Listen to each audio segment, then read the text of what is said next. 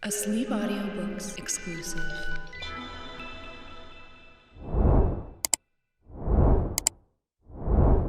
Chapter 8 The Deadly Poppy Field.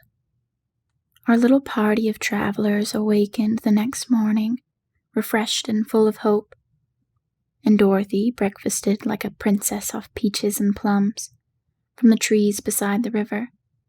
Behind them was the dark forest they had passed safely through, although they had suffered many discouragements.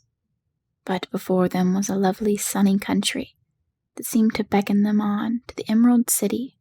To be sure, the broad river now cut them off from this beautiful land, but the raft was nearly done, and after the 10 woodmen had cut a few more logs and fastened them together with wooden pins, they were ready to start. Dorothy sat down in the middle of the raft and held Toto in her arms. When the Cowardly Lion stepped upon the raft, it tipped badly, for he was big and heavy, but the Scarecrow and the 10 woodmen sat upon the other end to steady it, and they had long poles in their hands to push the raft through the water. They got along quite well at first, but when they reached the middle of the river, the swift currents swept the raft downstream, further and further away from the road of yellow brick, and the water grew so deep that the long poles would not touch the bottom. "This is bad," said the 10 woodmen, "for if we cannot get to the land, we shall be carried into the country of the Wicked Witch of the West, and she will enchant us and make us her slaves. And then I shall get no brains," said the Scarecrow. "And I should get no courage," said the Cowardly Lion. "And I should get no heart," said the 10 woodmen. "And I should never get back to Kansas," said Dorothy. "We must certainly get to the Emerald City if we can," the Scarecrow continued, and he pushed so hard on his long pole that it stuck fast in the mud at the bottom of the river. Then, before he could pull it out again, or let go, the raft was swept away, and the poor Scarecrow was left clinging to the pole in the middle of the river. "Goodbye," he called after them, and they were very sorry to leave him.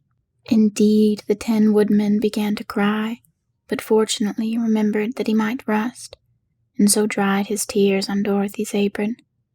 Of course, this was a bad thing for the Scarecrow. "I am now worse off than when I first met Dorothy," he thought.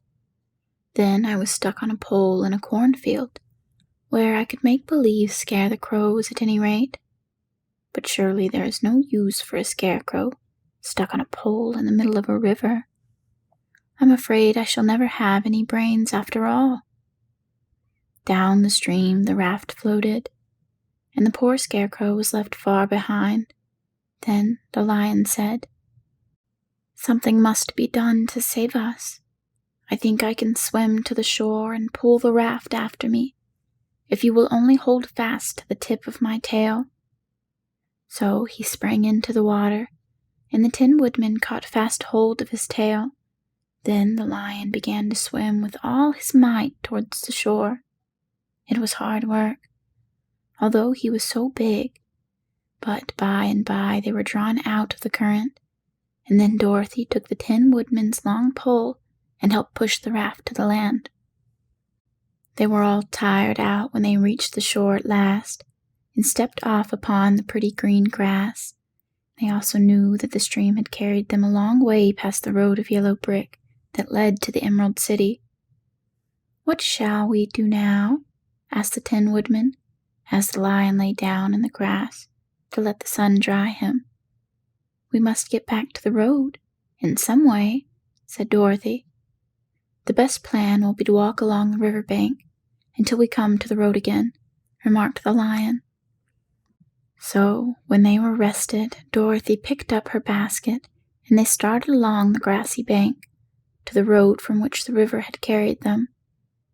It was a lovely country with plenty of flowers and fruit trees and sunshine to cheer them up. And had they not felt so sorry for the poor Scarecrow, they could have been very happy. They walked along as fast as they could, Dorothy only stopping once to pick a beautiful flower, and, after a time, the 10 woodmen cried out, "Look!" Then they all looked at the river and saw the Scarecrow perched upon his pole in the middle of the water, looking very lonely and sad. "What can we do to save him?" asked Dorothy. The Lion and the Woodman both shook their heads, for they did not know. So they sat down upon the bank and gazed wistfully at the Scarecrow until a Stork flew by, who, upon seeing them, stopped to rest at the water's edge. "Who are you, and where are you going?" asked the Stork. "I am Dorothy," answered the girl, "and these are my friends, the Tin Woodman, the Cowardly Lion, and we are going to the Emerald City." "This isn't the road," said the Stork, as she twisted her long neck and looked sharply at the queer party. "I know it," returned Dorothy, "but we have lost the Scarecrow and are wondering how we shall get him again." "Where is he?" asked the Stork. "Over there in the river," answered the little girl. "If he wasn't so big and heavy, I would get him for you," remarked the Stork. "He isn't heavy a bit," said Dorothy eagerly, "for he is stuffed with straw. And if you will bring him back to us, we shall thank you ever and ever much." "Well, I'll try," said the Stork.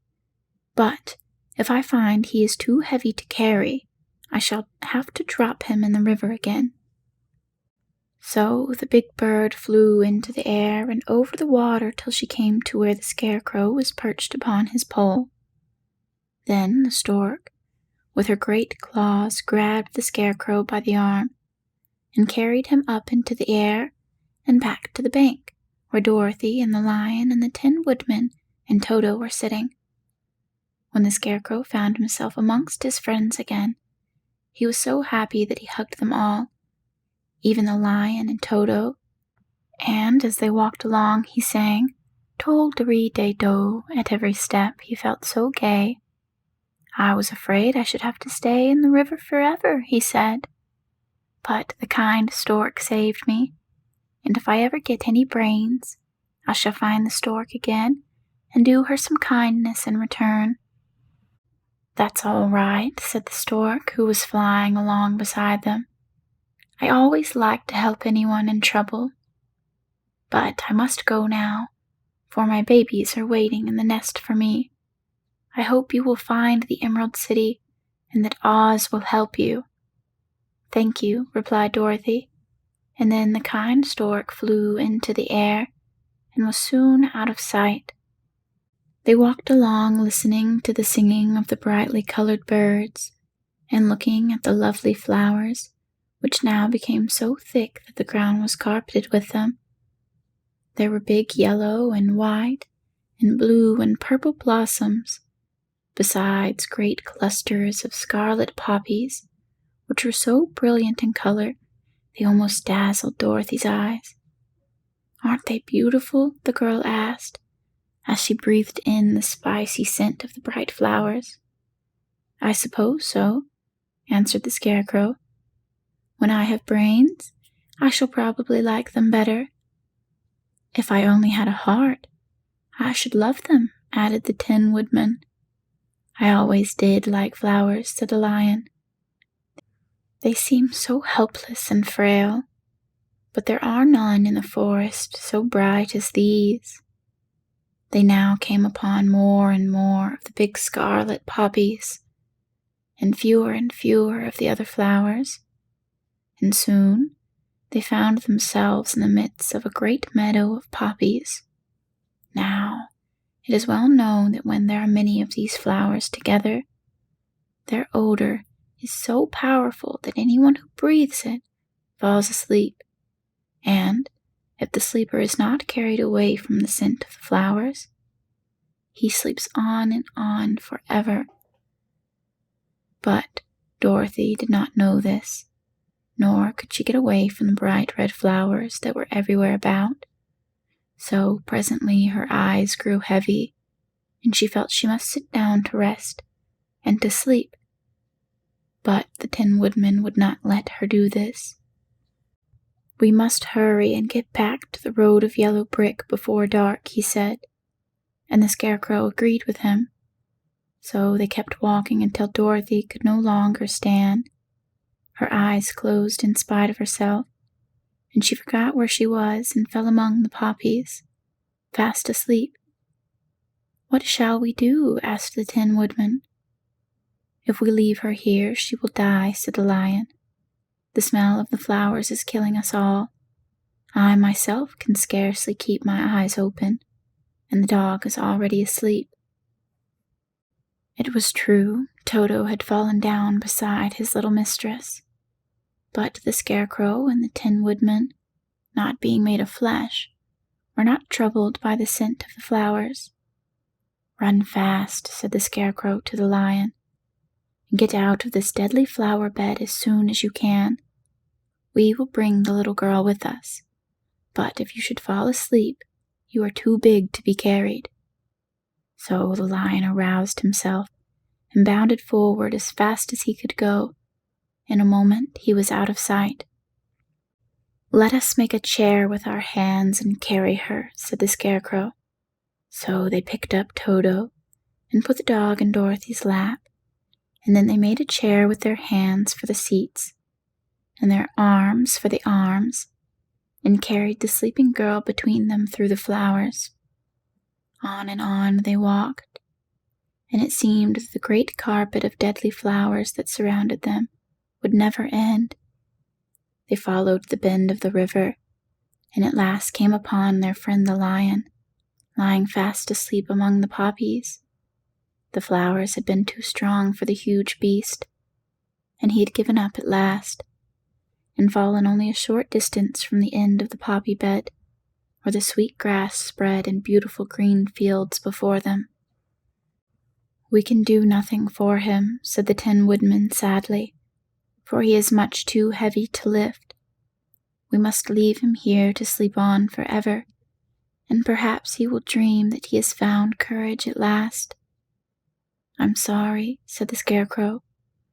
"The Lion was a very good comrade for one so cowardly. But let us go on." They carried the sleeping girl to a pretty spot beside the river, far enough from the poppy fields to prevent her breathing any more of the poison.